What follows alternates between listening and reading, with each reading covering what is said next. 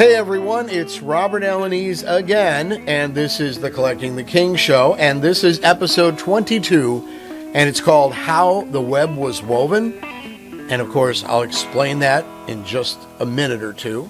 But before we get started, please take a moment to hit the like button, and if you like what we do here, then hit the subscribe button, and after you do that, hit the bell, and then you will be notified about all future shows.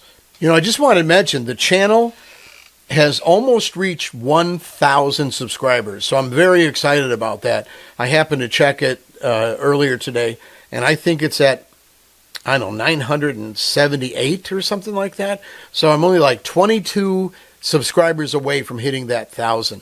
So as I mentioned before, we're trying to get to 1,000 because it's my understanding that when I get to 1,000, I can do more things, like do a live show and interact with the audience and stuff like that. So I'm just trying to get that 1,000 mark so that I can do that, because I did try doing something like that, but because it wasn't at 1,000, I wasn't able to do it. You know, I'm still trying to figure out this whole YouTube thing, so just bear with me on it. Talk to your friends, do what you got to do to help me get there. We're only 22 away from 1,000, so let's get there. Today's show was influenced by Ed from the King's Court. I know a lot of YouTubers know about Ed. He's been doing, he does like 1,000 shows a week or something like that. But he's always doing a show about something. So I happened to notice that one day I went on there and he had done a show about Camden albums. And, he just, that's what he does. He kind of shows his album, he shows his collection. A lot of people do that. I get it. But it gave me an idea where I thought, well, there's some particular things that about collecting Camden albums that, Ed didn't, hit on and kind of left out. Not that he made any mistakes or anything, but he kind of left out a few things. So I figured on this show, I was going to kind of go through all of Elvis's catalog, through his Camden catalog, and show you exactly what are some of the things that make the Camden albums so unique. Other than the fact that they're great albums. I know that it'll probably never happen, but it would be so cool if Follow That Dream would do the Camden albums. They kind of did that with, I think it was on the 30th anniversary or the 25th anniversary or the 75th birthday anniversary or whatever, where they put out in Walmart, they had these little CDs with the Camdens. And that was cool, but I guess the reason why they can't do it or they don't want to do it is because each Camden only has about, 9 songs, maybe 10 on each album. So it's really hard to do that, because if you think about Follow That Dream, when they do stuff, they like to do alternate takes. And unfortunately, a lot of these things don't have alternate takes. And the reason for that is because when Elvis recorded some of the songs that they use, like Change of Habit, which is one of my favorite songs, by the way, what would happen is they would record the music in California in the studio for the song, and then Elvis would then go in and put in the vocals. So is there more than one take? I mean, I would imagine there is, but I remember talking to Ernst Jorgensen one time about it, and he seemed to think that there were no alternate takes. Elvis just went in, recorded the song, and that was it. And all the instruments were in place. The recording had already been done, so there was no screw-ups in that department. It had to be Elvis screw it up. But if Elvis went in and did it in one take, which I think he did Change a Habit in, there's one take, and that's it. So how would they, if it was a Follow That Dream release, how would they be able to have an alternate take? It'd be great if they had an alternate take of Change of Habit, or an alternate take of Almost, or some of the other songs they use from the movies. But unfortunately, they don't. I was actually kind of surprised when they had Live a Little, Love a Little, and they did a Follow That Dream of it. And I don't know, I think Ernst said something about they found these additional takes of the songs from Live a Little, Love a Little, and they were able to expand it enough to make it into a CD. But unfortunately, I don't think that's going to happen with Change of Habit and the other ones, because they did do a CD with that, and I think it was called The Last Movies, I think was the title. And that was a great CD, but you know why? Because it was a lot like the Camden albums. The Camden albums had a compilation of the songs from the movies that couldn't be released in their own soundtrack. So, that all being said, I thought it'd be a good idea to kind of go through the Camden LPs. First, let's start with the birth and the history of the Camden label. And I'm going to have to read some of this because I can't memorize it all, but this is how it all started. RCA Camden was a budget record label launched by RCA Victor in 1955. The label was named Camden after Camden, New Jersey, where the offices, factories, and studios of RCA Victor and its predecessor, the Victor Talking Music Machine Company, had been located since 1901. RCA Victor originally reissued the older 78 Red Seal classical symphonic recordings on the Camden label. From 1968 to 1975, RCA Camden used a series of compilation albums featuring recordings by Elvis Presley. All Camden albums were on a blue RCA Camden label. So one of the first things I wanted to talk about was the confusion between these two albums. This is the album Singer Presents Elvis singing Flaming Star and Others. All right. This album here was $1.99 at the Singer Sewing Centers, and this was it was there when they were doing all the promotion for the NBC TV special in December. So I think a few weeks prior to that, it was you could walk in the store and pick it up. This is a brown label for some reason. I don't know why RCA did this, but it is an RCA brown label, okay? And it is rigid. It gets confused a lot with this one. This is the Camden, okay? And the Camden is on a blue label, of course, because that's how they came. The covers are pretty much identical, but the Singer Presents is gone. Now they just got it across the top. The Singer one is not a Camden album. And a lot of people get that confused. They think, oh, it's a Camden album. Or sometimes people think that album is the same as this one. And it's not. Because that album was only available at the Singer Sewing Centers. And then, for some reason, RCA said, well, you know what? That was just for the Singer Sewing Centers. So let's just make it public. So they decided to make this a regular release. But then they released it on the Camden label. All right, so that was the first one. The second one was Let's Be Friends. And what's cool about this album is a lot of the titles on here are from Elvis's movies where the songs were never released. Almost all of the songs in the first three Camden albums were leftover songs that were either never on an Elvis LP or never released at all, such as songs from the movies like Live a Little, Love a Little, Stay Away Joe, The Trouble with Girls, and Change of Habit. They had these single songs that didn't really fit anywhere, and they couldn't put out an EP because the EP thing was dead by that time. They weren't doing EPs anymore, so they never did a Change of Habit EP or anything like that. And Elvis only did one or two songs in each movie, so they really just had these songs laying around, and this Camden series gave them a great opportunity to actually put them out. Okay, next we have Almost in Love. This album came out in 1970 as well. It is also a rigid, and it's also a blue Camden label. But however, this is something that I noticed that Ed had said that maybe he wasn't aware of. But there was this album also has songs from Live a Little, Love a Little, like Edge of Reality, and Little Less Conversation. It has Rubber Neckin' from Change of Habit, but it has Stay Away Joe on it. And so does Let's Be Friends. They both have Stay Away Joe. Okay, both of these do. All right, so RCA probably rushed this out, getting confused with the two titles, because there is a song called Stay Away, and then there's Stay Away Joe. So when they rushed it out, somehow they screwed up and put Stay Away Joe on the first pressings of Almost in Love, and then immediately on the next pressing, all right, they then put Stay Away on this album. Now, this album is Flex. So, obviously, this is a second pressing of Almost in Love. But that's the story behind Stay Away Joe. That's the reason why there's a Stay Away Joe and there's a Stay Away. Stay Away Joe's first pressing, Stay Away is the second. Then there was Elvis's Christmas album.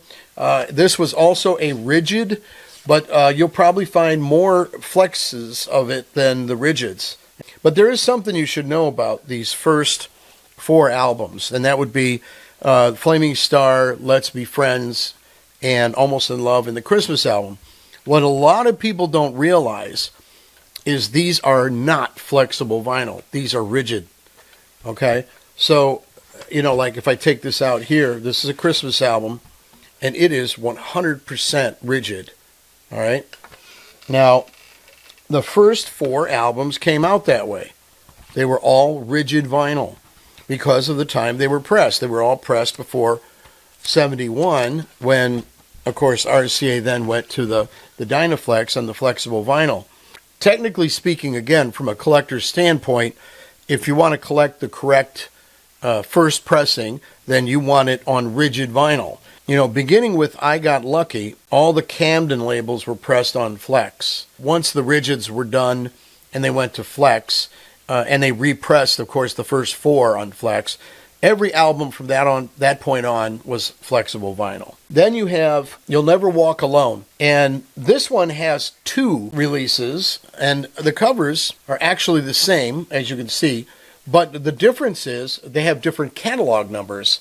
Now, this was not a rigid. This is a flex, okay, because this came out in 71, all right? And this one here, the catalog number is CAL2472, all right? This here, the catalog number, is CALX2472. So I'm not really sure why they did this. All I know is that they did. The first pressings are CAL, and then the second pressings are CALX. But it's a little confusing, as far as the release, because I'm not really sure. They both seem to be flex, so they probably both came out in 71. That's what I'm thinking. Yeah. Okay, so the next album is I Got Lucky. And now I Got Lucky is around the time that they decided, well, the other albums did so well. Let's put out another album. Let's go through our EPs and let's see what songs we can use, because none of that stuff was on an album. So you have, you have 4 different movies here. You have Kid Galahad. You have Live a Little, Love a Little's on here, or not the song, but a song from that movie. A song from Viva Las Vegas, a song from Easy Come, Easy Go. So that's what they did. They actually made albums out of the EPs. Same thing with this album. They did the same thing with Come On Everybody.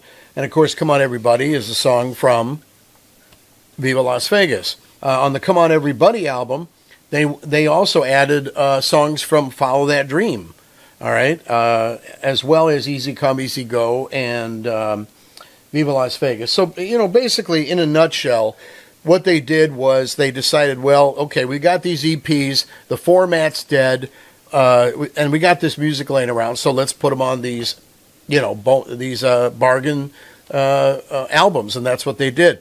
And for those of us collectors who didn't collect EPs, because I only collected a few, I wasn't really big on the EPs at all. This was great because you got all those songs on an album instead of on this little 45 thing that you had to play. And I think it was a really good idea. People who did not buy the EPs and only bought LPs love these things. That's why they sold so well, because it was on an album. Then things got a little weird. Okay, this is, I think this is the worst Camden album, period. I don't like it. The picture is from the Burning Love bonus photo, I'm pretty sure. No, not the Burning Love bonus photo. It's from something. I don't know where it's from. Here's what they did. They said, well, we got to make another Camden album. So what are we going to use? We put out all of the EPs on albums, so what do we do now? So they decided, well, what we're going to do?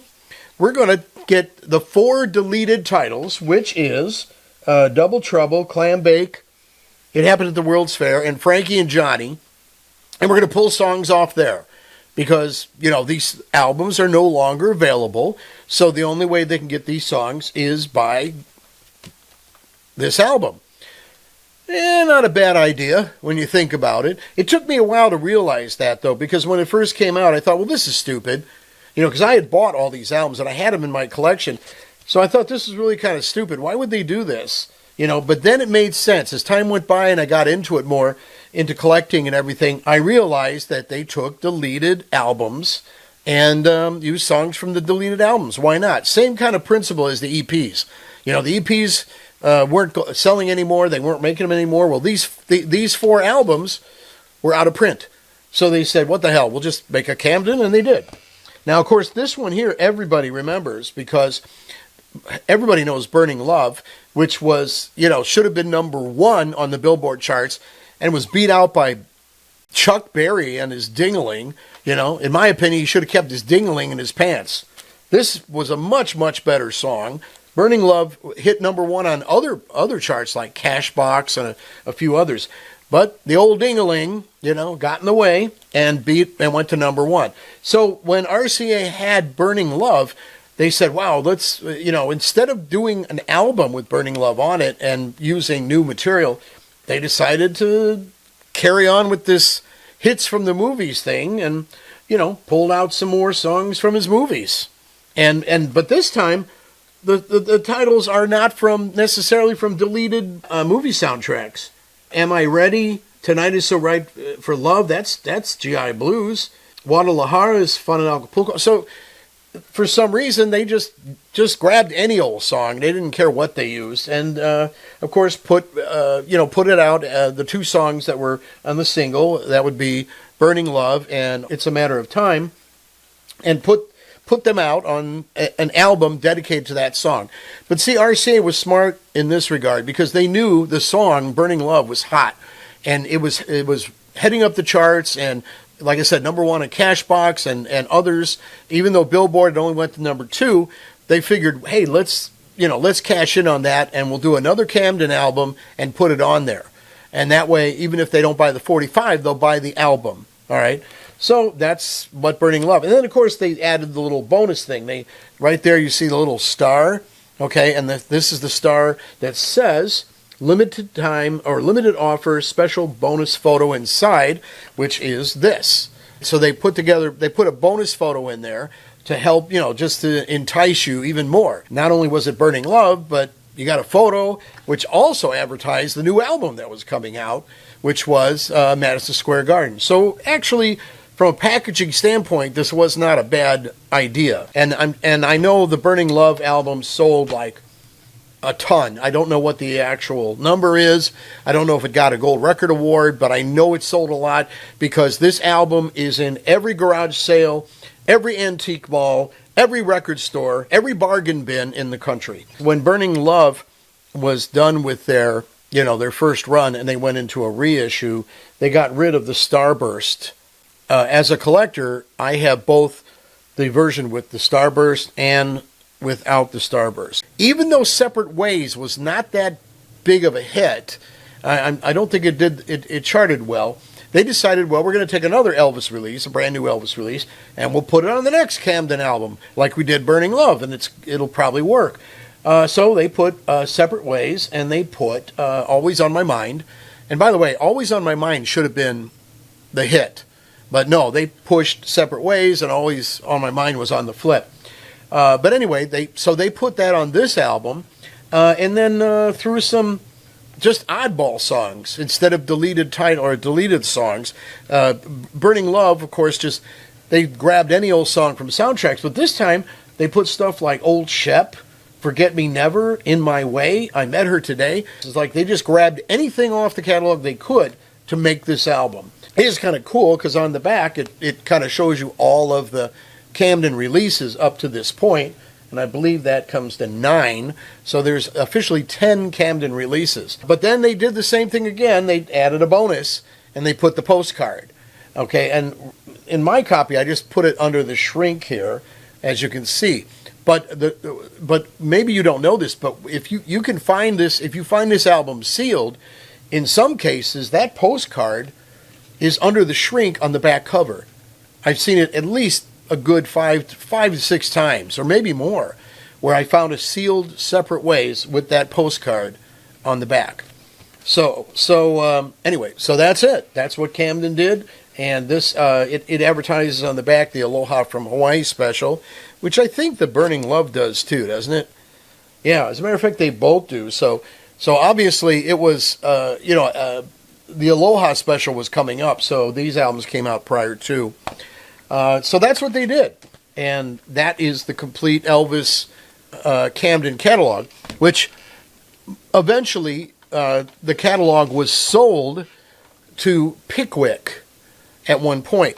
In 1973, Colonel Parker sold the masters for all of Elvis's recordings to RCA for $5.4 million. Only $5.4 million. I know that might have been a lot of money back then, but it seems like he could have got a lot more for it. But he sold it for $5.4 million. And then not too long after that, Pickwick obtained the rights in the mid-'70s to reissue the Camden albums featuring recordings by Elvis. So Pickwick then ran with the Camden albums and put out their own Camden albums. And those are the ones you see a lot, because Pickwick really mass-produced those things. And when Elvis died, Pickwicks were everywhere. I mean, you could go to the grocery store, to buy bologna and cheese, and here's the Separate Ways album on Pickwick, or the Burning Love album on Pickwick, without the bonus photo. There are some cool things about the Pickwick albums. Some of them, they changed the covers, which is kind of cool, and we'll go into that in the future. The Pickwick albums themselves are worthy of their own show, and I'll probably do that, and maybe in a future show we'll do the Pickwick records. Singer Presents Elvis Singing Flaming Star was later released as Elvis's first official Camden release, without the Singer Presents at the top of the title. Most of all of the songs on the first three Camden albums were leftover songs that were either never on an Elvis LP or never released at all, such as songs from Live a Little, Love a Little, Stay Away Joe, The Trouble with Girls, and Change of Habit. The first four Camden LPs were first pressed on rigid vinyl, and that would be Elvis Sings Flaming Star, Let's Be Friends, Almost in Love, and Elvis's Christmas album. All of these titles were eventually pressed on flexible vinyl in 1971 when they were pressed again. You'll Never Walk Alone, as I mentioned, was released with two different catalog numbers. Beginning with I Got Lucky, all the Camden LPs after that were pressed on flexible vinyl. The song Stay Away Joe was accidentally released twice on two different Camden LPs, Let's Be Friends and Almost in Love. Once RCA realized that they had put the wrong song on Almost in Love, because it was supposed to be Stay Away, not Stay Away Joe, they swapped the two out on the reissue of Almost in Love. That's why there's Stay Away Joe and then Stay Away. First pressing, Stay Away Joe. Second pressing, Stay Away. And I'm not sure which one is the harder to find, but I know some people say the Stay Away one is harder to find, and that would probably make sense. Elvis Sings Burning Love in Separate Ways were the only Camden releases to come with bonus inserts. One was an 8x10 photo, and the other one was a postcard. Okay, and here's some updates from the last show. The new release date for Elvis on Tour CD box set is actually January 27th of 2023. I had said it was the 20th on my last show, and at the time that I recorded it, it was January 20th, then they moved it to 27. The vinyl release to the soundtrack of the Elvis film, the release date is November 18th, but now they've announced officially that the Walmart release on gold vinyl will also be the same day. The From Elvis in Memphis box set, the original master recording box set, which is similar to that Blue Hawaii record I showed you last show, the boxes are awesome. They're about that thick, they're heavy. You open it up and there's two LPs in there. I'm assuming that's what they're doing with Elvis, and I'm assuming they're 45 speed, but it comes with a kind of a booklet type thing, maybe a 2-page or 4-page booklet that goes on top, but it's just gorgeous. I mean, it's a beautiful, beautiful piece, and but nobody knows when it's coming out. And then finally, the Collecting the King eBay store is under construction. I am selling some things on under Sounds Good Records, which is my business name, and I have been selling some CDs and some Follow That Dream stuff, and I know a few of you may have seen it, because I know one of my viewers bought one of the CDs, and I'll continue to put stuff there until my store is constructed. So I'm still working on that. It is coming soon, and I will be putting a lot of stuff on there. So don't forget to send me your inquiries and want lists to collectingtheking@gmail.com for pricing, shipping, and payment details. We have over 1,000 Elvis 45 CDs and LPs in stock, as well as RCA promotional items, sheet music, authentic Las Vegas and tour souvenirs, and more. We don't have a list or catalog available, which is why we encourage you to send inquiries and want lists. If we don't have something you're looking for, we might be able to find it for you. So don't forget to contact us at collectingtheking@gmail.com. If you have any suggestions for show topics, leave it in the comment section below, and if it trips my trigger, I'll do it. So that about wraps up everything as far as Elvis's Camden catalog goes. As I said, we will touch on Pickwick LPs after that in another show, in a future show, and talk about how they repackaged the Camden albums and how they even had some original albums that they themselves constructed. And we'll talk a little bit about how the Camden, the songs on the Camden albums were released overseas, and how the international market handled the Camden albums and gave them new covers and things like that. So there's a lot to talk about with the Pickwick albums, but we'll do that on another show. So that about wraps up everything, folks. I am Robert Alaniz, and I am out of here.